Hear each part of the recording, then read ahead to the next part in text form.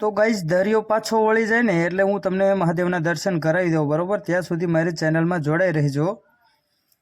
તમને છેલ્લે દર્શન કરાવું મહાદેવના, જે દરિયાની વચ્ચે જે બેટ બનાવેલું છે ને, જે આપણે શિવલિંગ બનાવેલું છે ને, તેના દર્શન કરી, જે સમુદ્રની વચ્ચે આવેલું છે.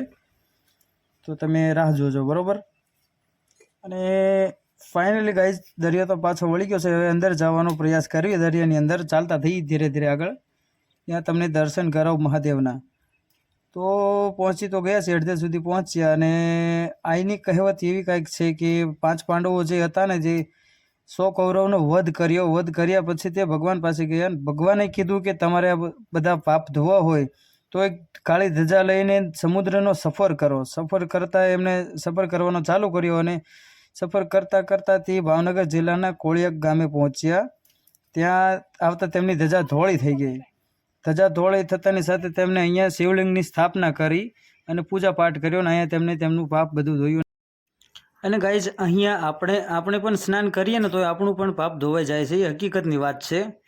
તો ઘણા લોકો દૂર દૂરથી ક્યાંય વિદેશમાંથી પણ અહીંયા લોકો સ્નાન કરવા આવે છે, શિવલિંગના દર્શન કરવા માટે આવે છે. તમે જોઈ શકો છો.